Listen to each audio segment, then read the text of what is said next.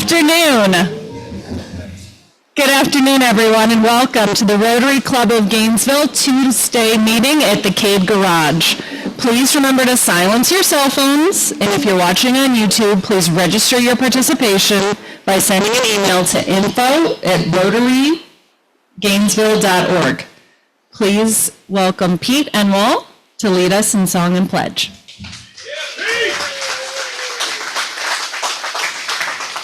Happy New Year. Happy New Year. Oh, it's great to be here. Great to be anywhere at my age. Okay. A wife had a dream the day after Christmas, and she got up and shared it with her husband. She said, honey, my dream last night was that you gave me a diamond ring for New Year's Eve.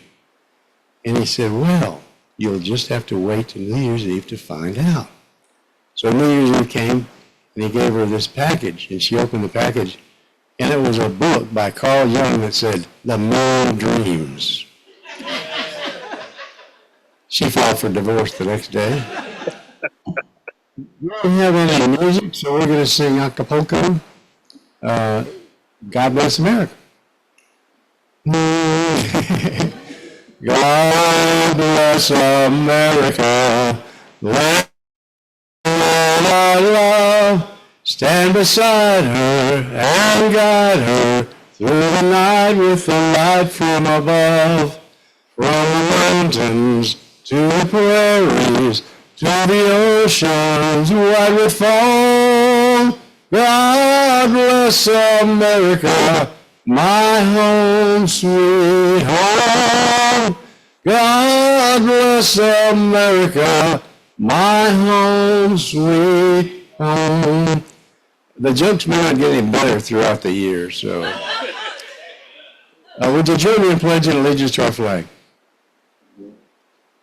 I pledge allegiance to the flag of the United States of America and to the republic for which it stands, one nation, under God, indivisible, with liberty and justice for all. Thank you, Pete. And now via Zoom, we have Kevin Thorpe. May we pray. Lord, we are beyond grateful for this day. It is one that we have never seen before, and when it is past, we shall never see again. Thank you for the brightness of its dawning. Thank you for the promise that this new year brings. We honor you in advance for today's presentation as we learn what we can expect about this year's upcoming Wild Game Feast. We thank you for all that you do and all that you are. It is for your sake and for your glory we pray. Amen. You may all be seated. We invite guests and visiting Rotarians to remain standing to introduce themselves to our club.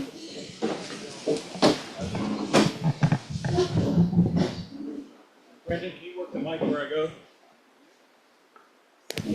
Thank you, fellow Rotarians. Not to get into the presentation, but I did want to go ahead and introduce our guest. I think I'm in front of the speaker, so we have a problem here. But as we get into the presentation, I want each of the representatives for the grant recipients to be able to come forward. First, we're going to have Christy Arrington, Executive Director for Girls Place. Welcome, Christy. Next, we'll have Billy Brown, who is a longtime fellow Rotarian and also coming as representative for the Veterans Memorial Committee. Welcome, Billy. And third, but not least, is Miss Denise Fanning, who is with the local Luttrell County Catholic Charities. Welcome.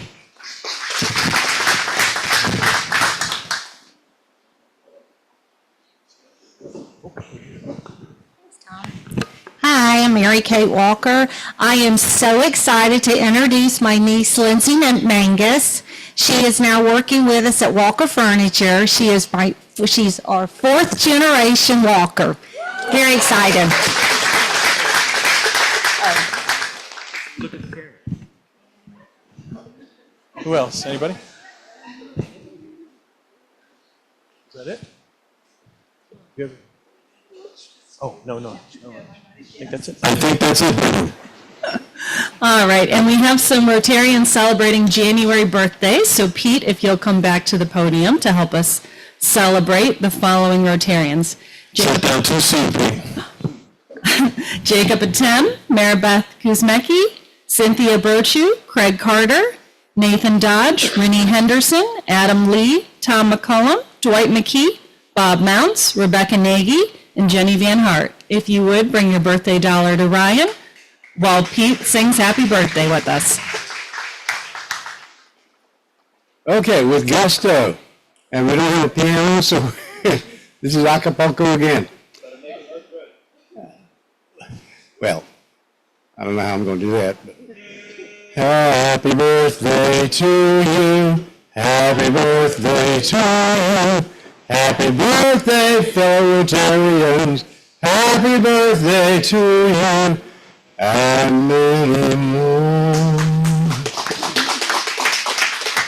Thank you, Pete. Today I have the pleasure of introducing a special craft talk from our very own Jerry Painter.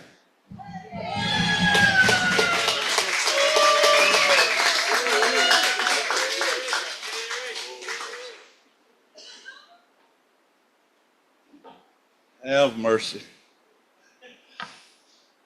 You. Now I'm gonna lean that right there. No, I'm not. Take that thing from me because I'm gonna have to hold on here. Hi. Long time no see. And some of you've been longer than that. Quite honestly, just happened to notice, being good Rotarians and everything, and y'all good parents and all that, apparently in April, prior to your birth month, your parents must have been celebrating Easter real. We don't have a lot of birthdays for January. Wait till the fall. That's when the winter months kick in, right? Good to see all of you. A lot has changed for us and our family in the several years. A few years back, I was asked to do this one time, and I give you pretty much a rundown of my professional life. A little bit different today. I was at Skills USA, which is a group that high school kids training. I think we probably had Eastside High School kids go and compete in cooking. But they come from all over the country and compete in the various skills they're being taught in high schools. Masonry is one that we have pushed for years and years and years. So occasionally somebody might be interested in hearing what I've got to say, and I get calls to come. So a few years ago, I'm in Louisville at the Skills USA, and I was the speaker for the lunch before, and after it was over, I had a young man come up to me and say, Mr. Painter, if you were just a bricklayer, how did you get here?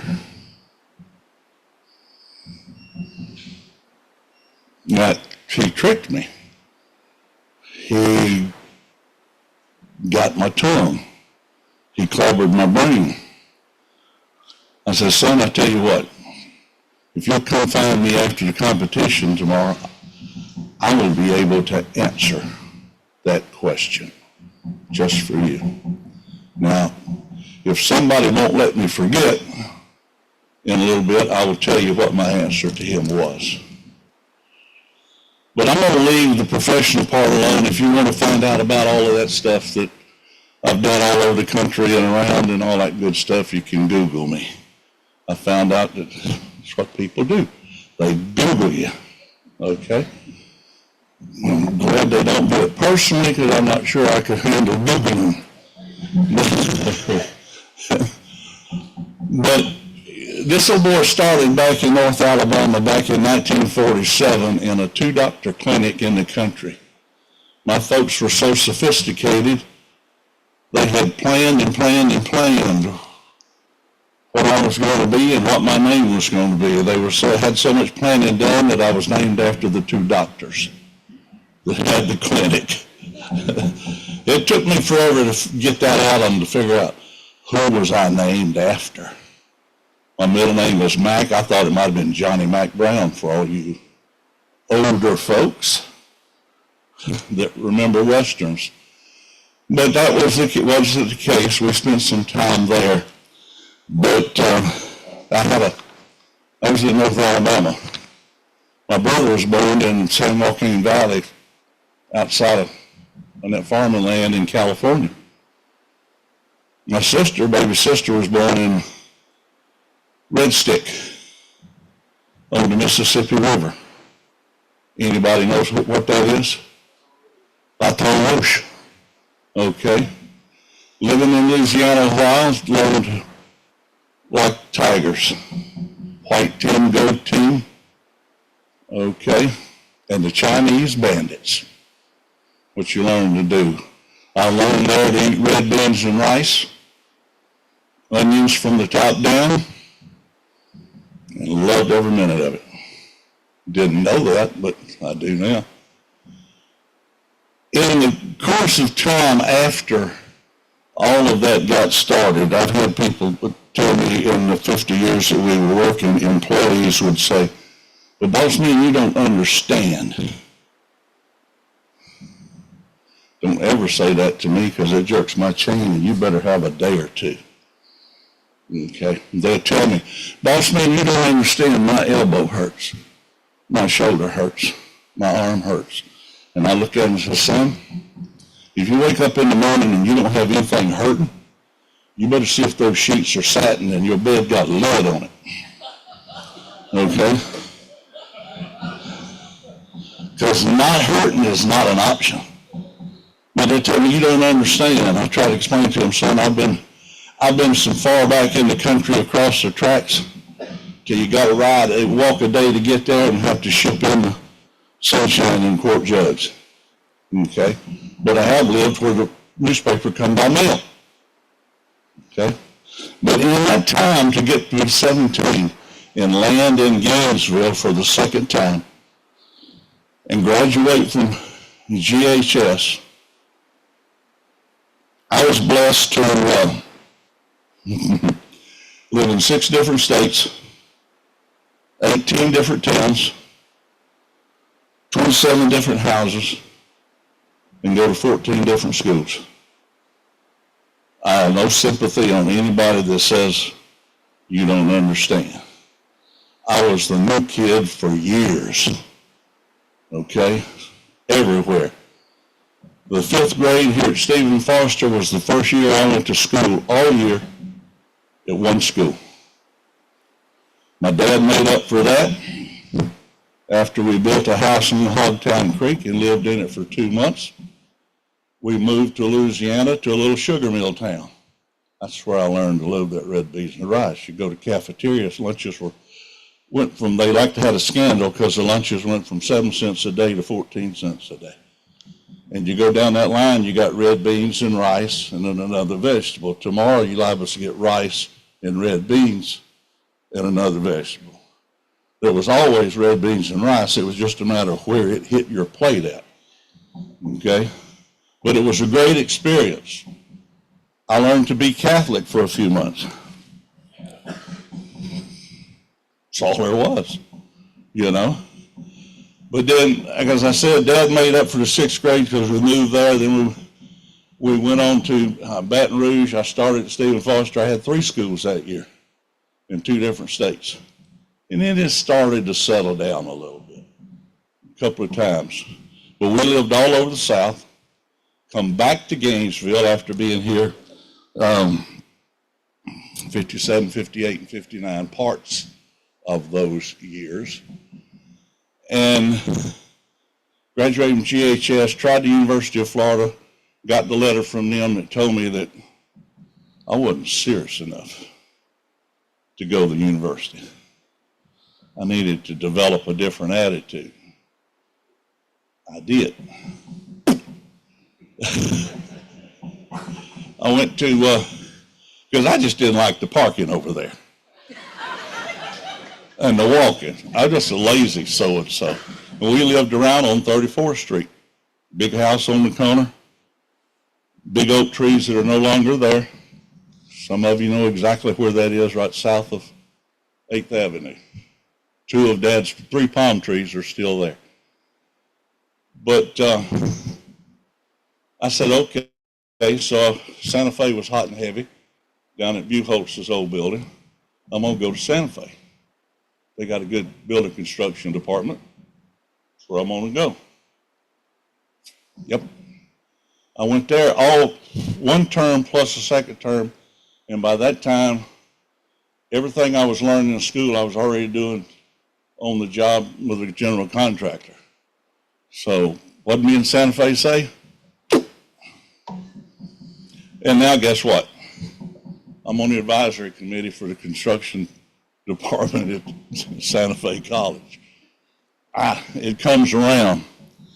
But in doing all of that, if you, like I said, if you want to find out what happens after we started the business in '68, we also had, in all along the way, we had a crane business, we had concrete pumping, and we owned a concrete block manufacturing plant. Kind of put us in the arena. They learned a long time, a bunch of the guys all over the state learned that with Mr. Abe and Jerry, you tell us 100% truth. We've been there. We told every lie you can tell. Okay? So don't try that on us, because we know what they are. We've been producing block and doing the same thing. All right? But along the way, we did all of that. My brother had gone to JC's, and he decided that, or we all did as a family, because we always, wherever we were at, the family was always volunteering to do something. We built an addition on the church. We put Baton Rouge, we paved the whole parking lot with concrete for the church. It was always something like that. Here in this area, when the young days when we could all work with our tools, we'd get a call from somebody, or somebody worked for us, or George Dick, God rest his soul, that worked for Indian Parish and was a pastor. I don't think he ever had a church that didn't need an addition. Okay? We put it on there. I got a lot of lunches, good lunches, fantastic fried chicken, all the good vegetables. And if it was a good day, I might get to take a sweet potato pie home. You see? But that's the way it was. That's the way we were raised, and that's what we did. Fast forward a few years into all of that, I get an invitation to come to Rotary. I'm like, Rotary? Ooh. That's those stuff shirts.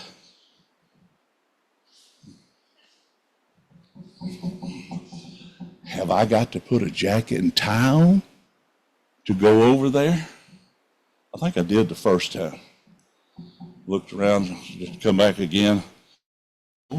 The deal is that professionals wear their regular business attire. Blue jeans, work boots, suspenders, and shirt. So let's informalize this club and bring it down. We got so good that there was a couple of times, for those that remember, that Dr. Cravash showed up in shorts. Anybody remember that? I thought it was the grandest thing ever. They were not, I mean, he was dressed up. My leg's too ugly for that, so I wouldn't do it. But Rotary basically ended up and changed my life. It gave me what I needed to do, what I was going to do everywhere else. And you take the combination of Rotary and 2 or 3 of my philosophers that I follow, and I think we've done all right. We've come a long way. I've been a lot of places. I've seen a lot of things.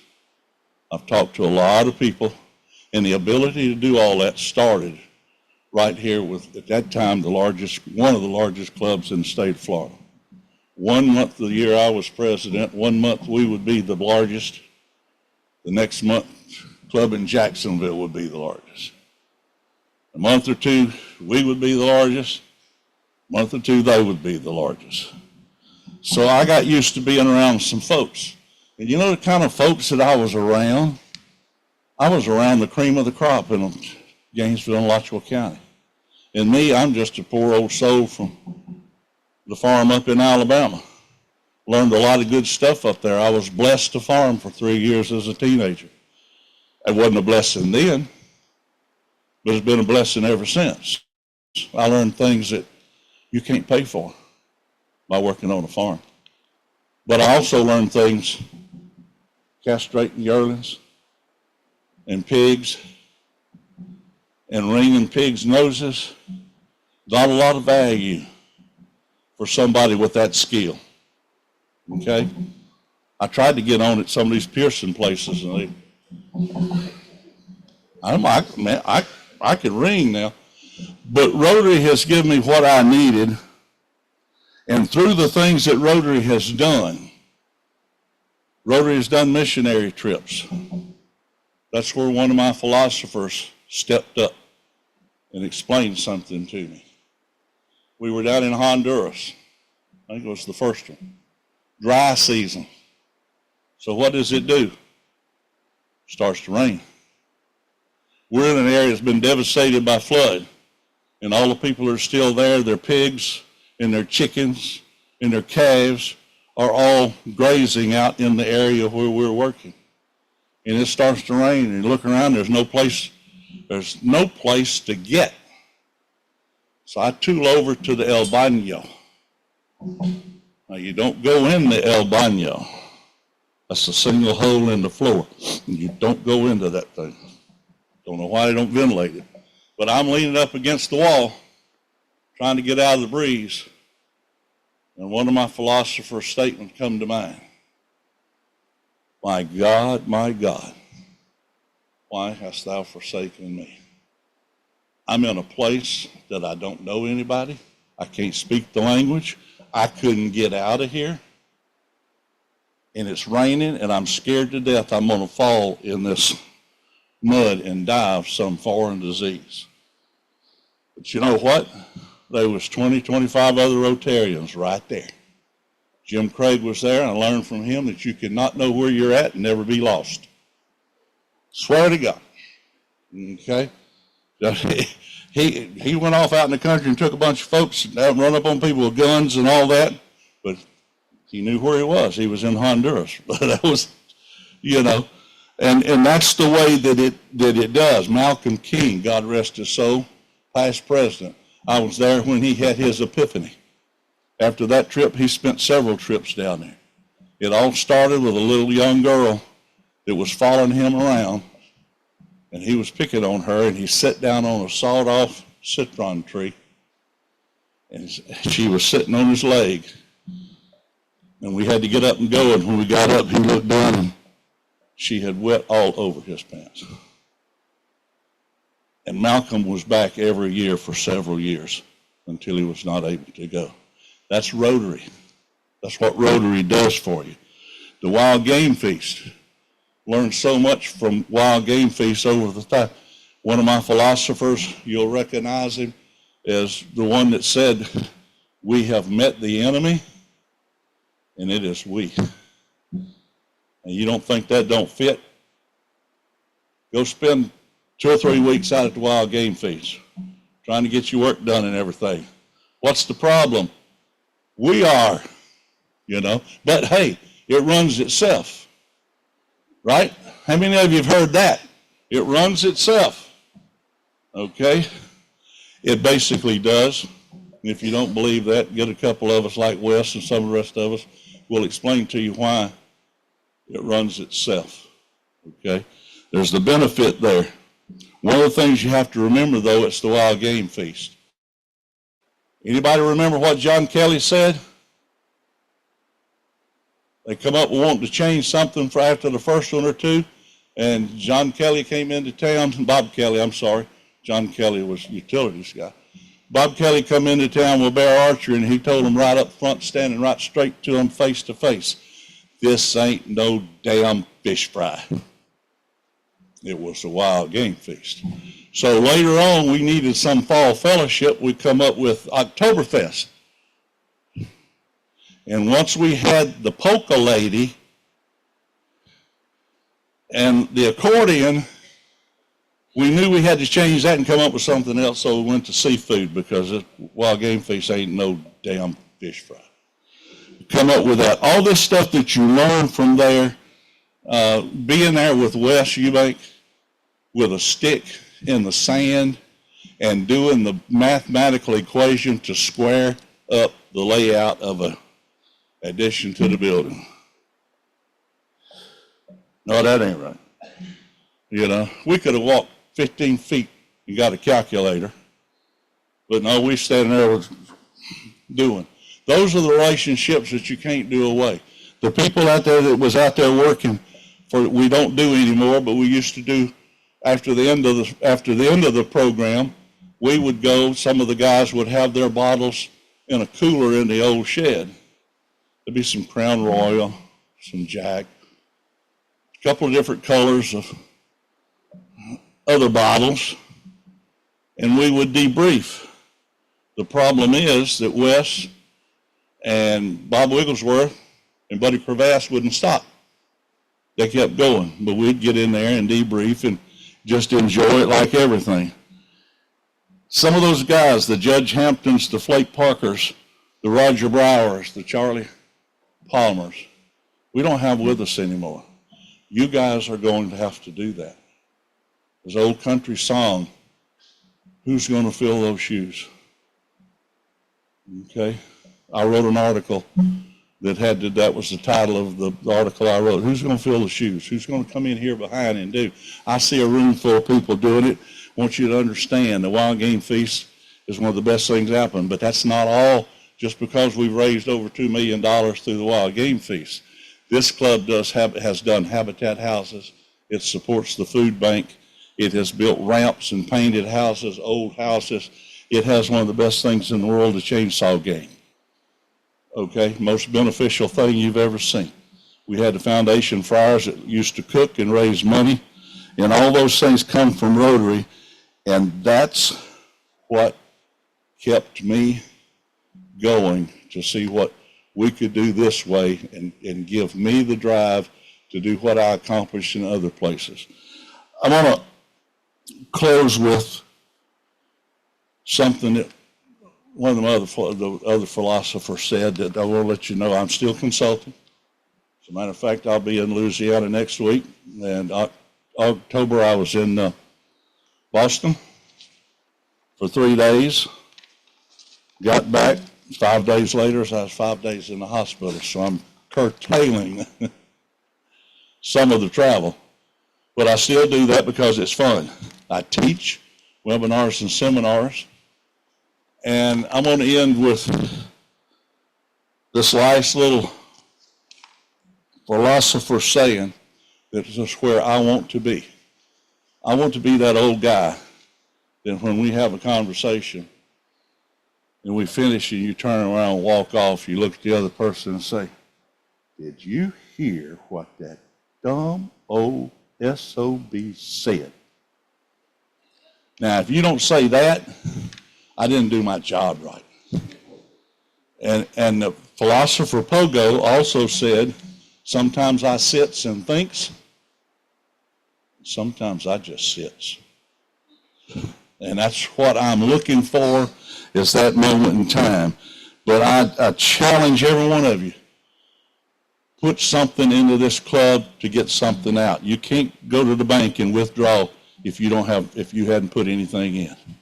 It takes the doing and completing. Check the history of the club. I know what the speaker is going to be talking about today, and he's one of those excellent new Rotarians. When he come on the scene, I thought Wes was going to kill him, but he survived. He survived Wesley, which was a good thing. But thank you very much for allowing me to come back and to remember some of the faces and the hugs and the pleasure. Sometimes the body is weak and the mind is strong, and we keep going. But thank you for allowing me to be here. Maybe I can get back a little bit and be with my brother Ben back there. And we'll have to stir up things if y'all ain't careful. All right? Thank you so much. Thank you. Thank you, Jerry. Appreciate those words. All right. So Happy New Year, everybody. Welcome back. We're at the garage. We'll be here till just after the Wild Game Feast. Try to get through this quickly to get onto our program. Thank you all. The Rotary Leadership Institute is January 18th at Kaiser University in Jacksonville. So if you're interested in that, please sign up. Those of you on Zoom, I apologize if we have some static. We're, in the new move, trying to get the kinks worked out. Grateful Rotarians, just want to remind everybody that we're having a food drive for Bread the Mighty Food Bank and looking for donations. And this time, without any further ado, I would like to invite our Feast Master for this year, Matthew Braddy.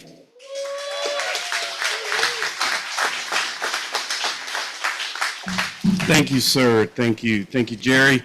You giving me the opportunity to do the speed dating version of the Wild Game Feast presentation. So if we'll cue that up, let's get it rolling. This is my second time as Feast Master. I've had some ask, are you crazy? And I said, well, no, I don't. I will always be a part of this great event because of what we are able to do in this community. And it's people like Jerry and Wes and so many others that make this a special place. And I want to fly through some of these and give you an idea. I'll start with this picture. This really is like an ending picture because what this picture embodies is the event is over. It's been successful. It's the calm after the storm, and you're sitting around and you're celebrating with fellow Rotarians. We did it. Now, just in case we did have a time crunch, I created a 30-minute version, everything you need to know about the feast. Here's the feast in not 30 minutes, 30 seconds, thanks to Wes's son-in-law. Quick little time lapse. And you can see how it starts to build. People having fun, people having food, people having fellowship, libations going into the evening, and then eventually we get to start sending them on their way after a successful ending. But thought it was a great way to see the quick transformation of a wonderful evening at the Wild Game Feast. So how did it start? Many of you know, I want to do this quick. I want to talk about real quick history. Most of you know, but we have many fellow new Rotarians and some that may have not remembered. But it all started with past President Lewis Rogers. He proposed the construction of a Rotary Scholarship House at UF. Committee formed in 1984. Charles and Rainer Pingerson, original owners of the property, agreed to the use of the site to start the Wild Game Feast. The first feast was in 1985, and it was stag, believe it or not. Just like Rotary made a transformation, Wild Game Feast has made a great transformation in that regard. Construction of the Rotary Scholarship House began in 87, dedicated and completed in 88. And then fast forward to 2009, we were able to acquire this property and enter a perpetual conservation easement with St. John's Water Management District. Own the property today, live under those rules, and have a great relationship in preserving that property and using it to the benefit of our community. This is a quick little aerial. You'll see the little black dot to the northeast of Nunes Lake. If you go out past the airport, if you have not been, here's a good aerial as well. This was about 15 years old, so showed not a lot's changed in 15 years, but at the top right, you'll see the main addition as we brought in the sponsor pavilion in the deck over to the top right. This is a picture I love because I always enjoy getting up in the bucket truck, fighting Jason over who's going to get to go hang up the signs on the day, and we have a good time sharing in that. And usually when I'm in the bucket truck, I'm looking down and he's on the cell phone or something. Early years. Here's a picture when there was a homestead on the property. This is one of the early years of Feast. You'll see the crowd. You'll see some cooking. We actually had from Sheriff Hendry, a borrowed cooker back then. I was not around for this feast. Some of the early prep days, right out on the tables, making the food happen in the early days. But let's move and look quickly at some upgraded production. I love this. You got Lee Pinkerton on the fryer. You got Pam Bedford probably giving him some strict orders or some correction.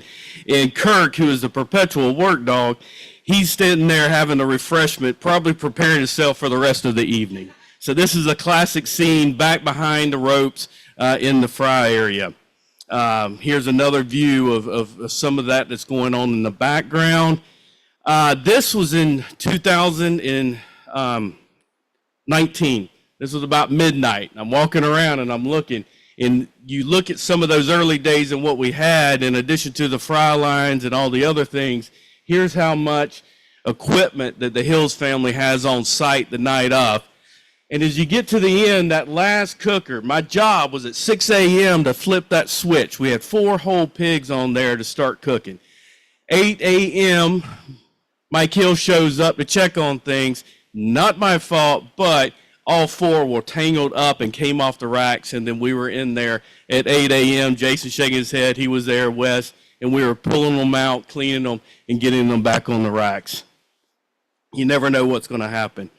Also, part of today, as many of you know, we have great help from the Eastside High School Culinary Institute, and we have a busload of students that come out for every event and do a tremendous job. You can see them here. Attendance. Back in the early days, we were at about 360, peaked at around 2,100 back in the early 2000s, and we've been running in the 1,500 range on an average Thursday night, the first Thursday in March. Again, this is a scene from the first crowd, right, in the first early days. What I find very humorous here is you see this ladder? There's a ladder right in the middle. That is a classic wild game feast, 11th hour, sometimes 13th hour. We're finishing up a key project that many are involved in, and it's a classic signature of the wild game feast, and much to be appreciated by so many that work so hard. Somebody by the initials West Eubank. Here's a modern day scene that maybe a few more people that you would see versus in the early days. Projects. No Rotarian project is a Rotarian project with multiple people sitting around holding up a shovel. A lot of planning, but eventually things start to happen. We get restroom facilities built. We have, this is the Buddy Crevasse Pavilion. We got Lee standing up on the rafters. Buddy Goodman doing a little bit of work back in the day and doing some fine tuning there. Ben helping out with some work. We've got our engineer, Wes, giving someone we may recognize in here some of his ideas, writing on a 2x4 as he classic does, and many times we have the opportunity to help look for that piece of hardware with notes. More pictures of some early days of the barns and construction. The main barn you see here before we ever added the saloon, and then we added the sponsor pavilion. And then the Buddy Crevasse Pavilion. I asked one time, I said, where did this come from? And I was told the feast would not be the feast today without the efforts of Buddy Crevasse. And you'll notice that sign, and you'll notice that. And I say today that there's others that have continued with that legacy over the years to make it what it is for 40 years. Chili Shack, we have a building for everything. Now, this is my understanding, this was the beginning of the Veggie Stand, not Veggie Shack. Well, we've had an upgrade here, if I'm not mistaken. You'll see this nice Veggie Shack that is solely utilized at the feast and seafood for vegetarian with the east side. Here's a night view where you see how many people will line up and enjoy the wonderful dishes from the Veggie Shack. We had to have a stage, not just any stage, fully enclosed performance center. Can't show that picture without our Jeff Sims performing at many of our events.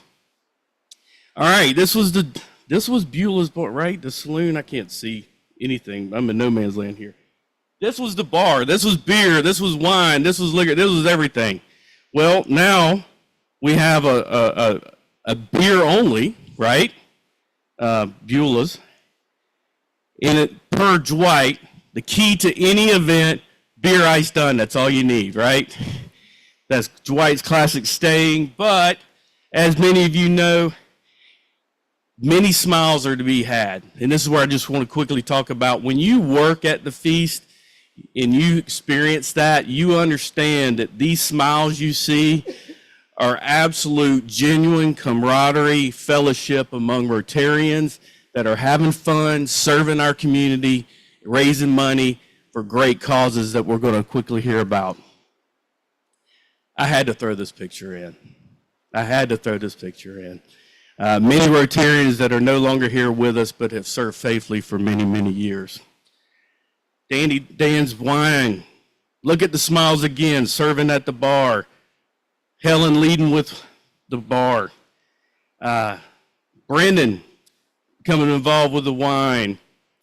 Fellow Rotarians of other clubs. Bree helping out with the wine. But volunteers and work days. You can't show up at the feast without the lovely, beautiful smile of Jenny Van Hart at the T-shirt shack with her family. Notice who she has, Parker back there working, and she's smiling beautifully. Mr. Cousins, not only is the family sponsored the raffle and the trip and a great supporter of the event, you'll find him almost at every event helping with ticket sales and doing whatever he can to support whatever cause there may be. Jim Craig has still shown up for some cameo appearances and has done a great job. When he was around selling raffle tickets, hold on to your wallet or just leave it in the vehicle because he was going to get your money. Wilbur's done a great job. Did not have a picture of him actually selling tickets, but there he is with the legend Jim, and they're partaking at the seafood. One of the latest projects was the Fellowship Pavilion, as many of you know. And then the latest was we added the deck to that project. And, sorry. There we go. But look at the different diverse groups for work days. I mean, we have Rotaract, we have students, we have all the different area clubs that partake and come out and fellowship with one another. We have beneficiaries, the Opportunity Center group. This is IWI. They were recipient a number of years ago, plus last year. They still come out for every event and help after 7 years now. Seafood and wild game feast. Jimmy Sullivan, he was a longtime caretaker at the property. Hopefully you had the experience to hear a story from Jimmy or have Jimmy give you a hard time. Bradley, resident neighbor there that continues to help out with the property. More Rotarians from different clubs out having fun. President Ryan, you'll find him about every year walking around on a roof with a blower, blowing leaves. Other Rotarians, Dwight. We had Chad King, always somebody wanting to, play jokes and not work. This is the last section here. This is a very important picture, and I need to move on, I know, but this is probably the only documented evidence of Jason doing any work out at the Wild Game Feast. Well, look, he's the only one without a tool, right? And there he is. He's not breaking a sweat. He's supervising again, right? He has a spatula, there's a grill, but there's no food, okay? In all seriousness, he's always done a tremendous job in helping cook the day of work days and fill in when necessary, but he does deserve to be given a hard time. And this is, you come out for a work day, you'll be fed, we might sneak into the cooler for a drink and have an adult beverage and enjoy our fellowship among each other. And you might even have a past Feast Master still giving instruction while we're trying to eat and relax. And you might even catch Wes with kicking his heels up in a nice glass of wine and calling it a good work day. So what have we done? We've talked about it. That number now is 3.3, almost $3.4 million. we are on a mission to make sure that this year we surpass the 3.5 million. You can see all these great causes. We're going to talk about the 2025 Feast recipients. They are Girls Place, Veterans Memorial Committee, Catholic Charities. And next up, Christy Arrington, Executive Director, Girls Place.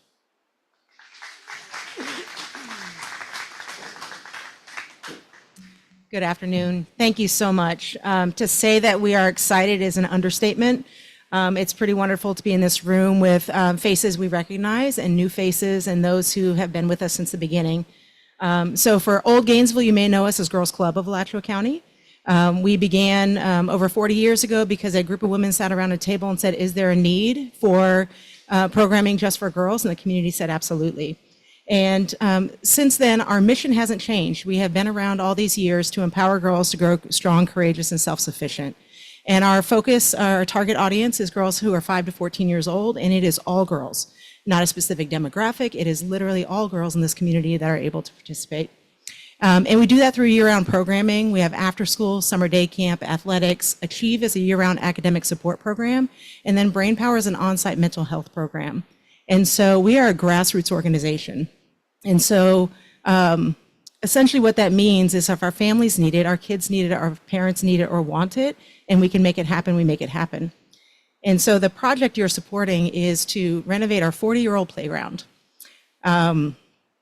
We knew this several years ago that it was a need, also a need to have air conditioning in our gym. And so we went to our kids, and we went to our families and said, what is the most important need? And overwhelmingly, it was the playground.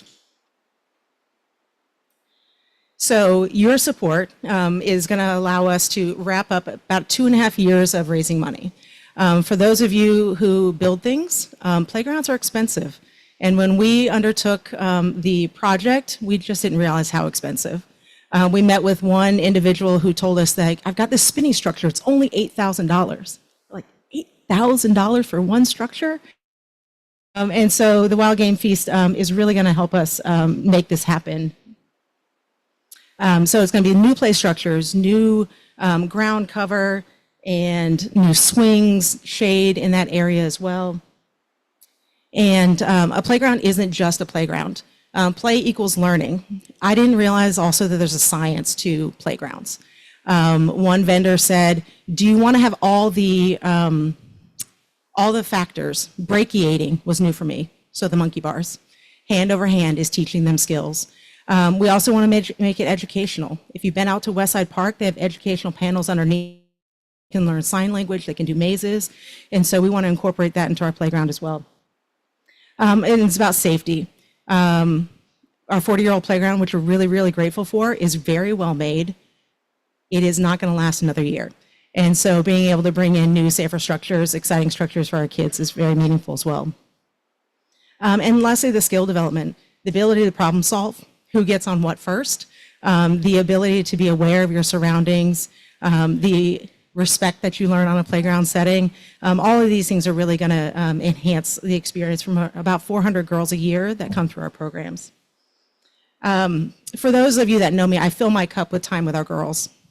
And so I was actually sitting outside, writing this grant. And one of our kids comes up. And she says, what are you working on? And I tell her that I'm working on this grant. She goes, well, how can I help? And I told her, I said, I just really need to get it written. I'm not sure right now. She comes to me about 30 minutes later and she's like, are you done yet? No, not quite done yet. And she goes, well, what are you telling them? And so I walk her through our request and what we're asking for. And she goes, okay, what do you need from me? And I said, well, this will be the plan. Like, we get the funding, we're going to tear down the old playground, we're going to do this, this, and this. And she goes, okay, so I can help tear down the old playground? And so I say that to say our kids are committed, our families are committed to make this project happen. And with your support, we're going to make it happen by summer of 2025. So thank you so much.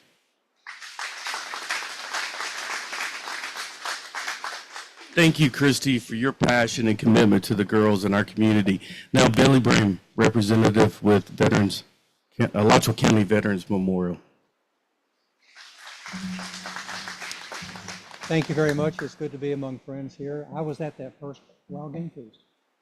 been in Rotary since 1976, so, yeah. We are extremely grateful for the funding for the new flagpole at the Veterans Memorial. I'm not sure how many of you had the opportunity to go out there, but if you haven't, please take it to go out. It is a, I'm sorry, excuse me. It's basically about time and wars and things of that nature.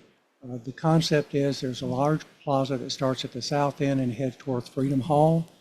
Every square tile that you see represents 1 year. Starts out like at 1776, goes up to 2100. And along the way, you will see monuments. And they start at the timeline when the Revolutionary War started. And if it was 10 years long, it's 10 tiles long, 10 and a half tiles, whatever. And on that memorial will be the name of any Alachua County residents who lost their lives. I'm a veteran. That's one reason that this is meaningful to me. Even more so, my stepson, Sergeant Jeffrey Madison Wershow, died 21 years ago in Iraq. His name is on one of the, excuse me, been 21 years, but it's still fresh. Then, in addition to the names being on there, every memorial has a brick on top. One brick represents 1,000 American lives lost. If you go out there, you'll see a 4 foot high, a 4 foot wide wall, some of them as much as 20 feet, Gary. That's a lot of bricks. Took a lot of structural engineering to make sure that that wind cell didn't blow over. So you can stand back and look at the memorial from either of the parking lots. Years are also engraved on the vertical sides of that plaza, and you can follow that timeline and see when the wars occurred, how long they lasted, and how many lives were lost. That's what we're doing out there. We redid the memorial in 2016 because we needed to expand the timeline. And our goal has been to be able to put up a new flagpole that's as prominent as it can be. And this 50-foot flagpole will do that, and you're making it possible. So thank you.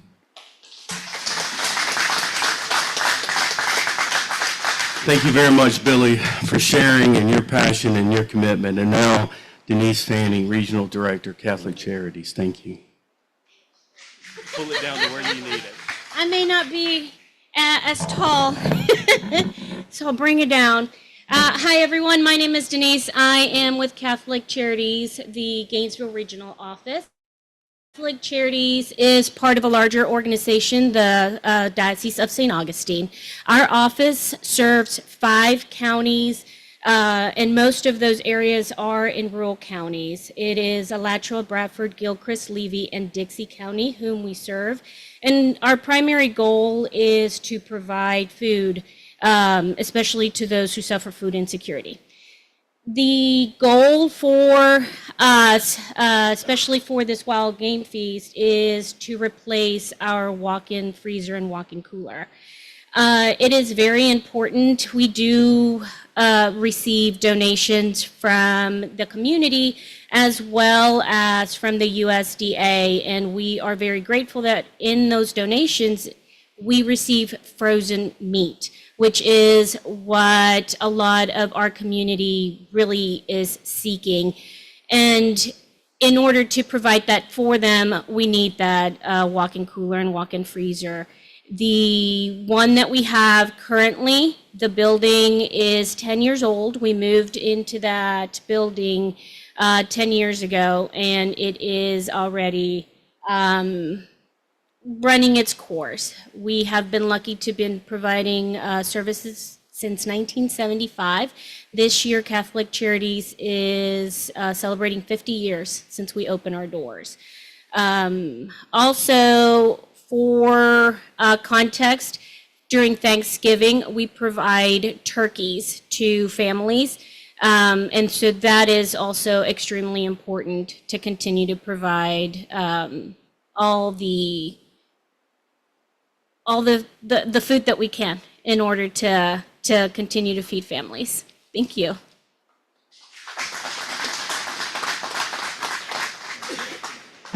Thank you very much. If I could get one more round of applause for all these 3 great recipients for this year. You can flip back real quick, Brendan. I'll wrap up real fast here. Back to the slideshow real quick for a couple pieces of information. All right. These are some pictures of the replaced freezer, but big shout out 2024 sponsors. We had a record year with Rory Casso. We blew it out of the park last year. Well, we have an opportunity to do that again this year. Many of you have renewed sponsorships. If you have not, please let me know. We're ready to bring that on. We're ready to get signs up here in the next couple of weeks, start highlighting your business and your support. This form is available. You can send it electronic. We already have 5 top-tier 2025 Gator sponsors: Southeast Car Agency, MB5, Enterprise, TV20, and Cox have already signed up. That's the $10,000 cash or in kind. Great start to this year. So what's next? Real fast. Buy tickets. You had that opportunity starting today. Sell tickets. You can take some tickets with you and help us sell. Buy raffle tickets. Sell raffle tickets. Consider sponsoring or solicit a sponsor. Attend work days leading up to the event. Hopefully I've showcased the fun and excitement that you can have out there. Volunteer to work a shift during the event. You get to work both times if you want, before and during. Like and share our social media post. Like and share any social media for our grant recipients as they're out there and helping them promote their cause and what they're doing in the community. And let's all make our way to this finish line and a nice, enjoyable evening for success. Thank you, and back to you, Ryan.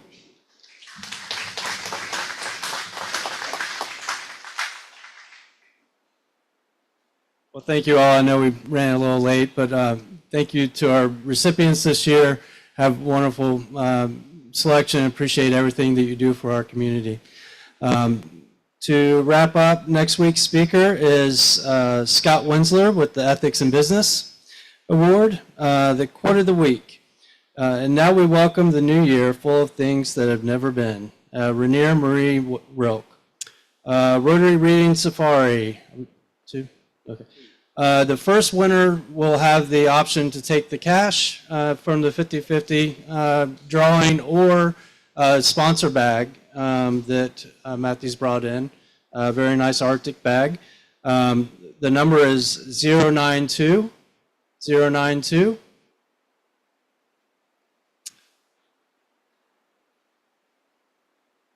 Just give it a second to make sure.